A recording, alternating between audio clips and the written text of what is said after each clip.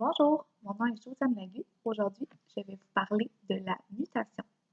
Donc, aujourd'hui, je vais vous parler de la mutation, de comment se préparer avec un enfant. Je vous présente comment l'annoncer, comment préparer l'enfant, comment comprendre ses réactions et quoi faire une fois que la mutation est effectuée. En général, parfois, le militaire peut avoir une idée d'une future mutation avant même d'avoir le message officiel. Il est bien de commencer d'en parler de la possibilité.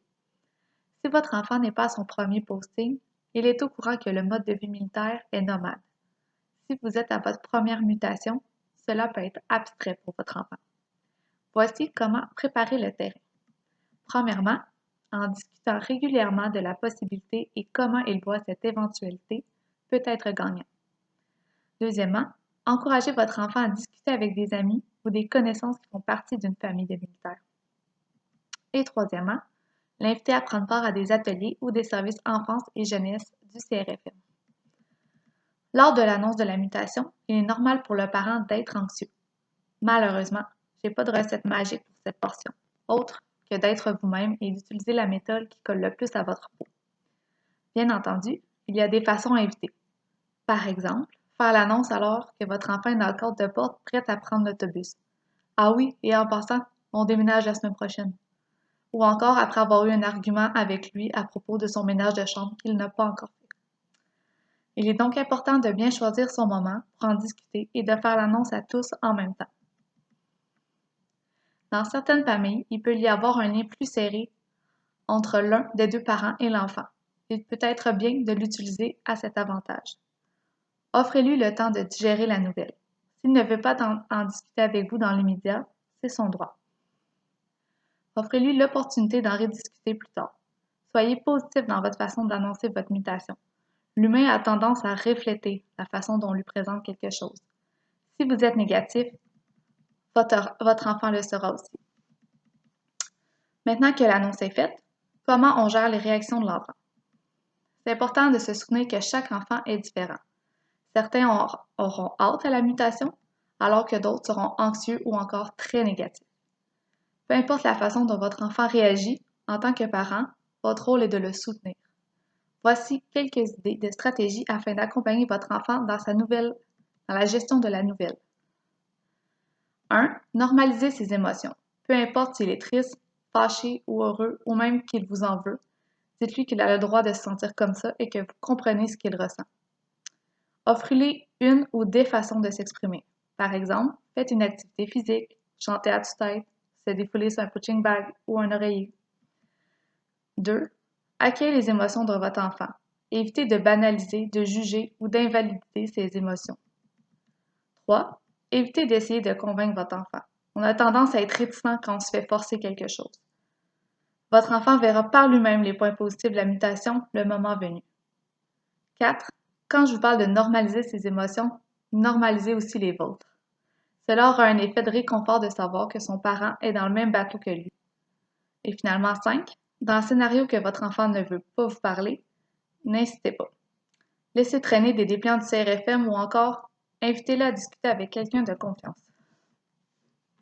La date fatidique approche et il se peut que votre niveau d'anxiété augmente, ce qui risque aussi de faire grimper celui de votre enfant dans la semaine ou les jours précédant le déménagement. Voici quelques actions qui pourraient aider à diminuer la tension à la maison. Premièrement, l'organisation et la préparation sont les clés pour faire diminuer le stress. Pour vous aider, vous pouvez participer à l'atelier préparatoire à la mutation, s'il est offert dans votre CRFM. Il y a aussi des outils qui sont disponibles de notre équipe de soutien aux absences et aux mutations, comme une liste de choses à ne pas oublier. Vous pouvez aussi essayer de garder un minimum de routine, surtout en ce qui concerne les repas, bain, dodo, puisque les enfants aiment la routine et la stabilité. L'enfant conservera ainsi ses repas et aura l'impression que la vie continue. 3. Il est aussi important de s'adapter et être à l'écoute des besoins de son enfant. Demandez à votre enfant comment il souhaite gérer son départ. Est-ce qu'il souhaite faire une fête avec ses amis? Est-ce qu'il aurait envie de faire une activité particulière avant son départ? Et aussi comment il souhaite l'annoncer à ses amis. Vous pouvez aussi proposer un moyen de garder contact avec ses amis actuels, si l'enfant ressent le besoin, bien entendu. Voici des idées que vous pourriez faire avec lui avant de partir.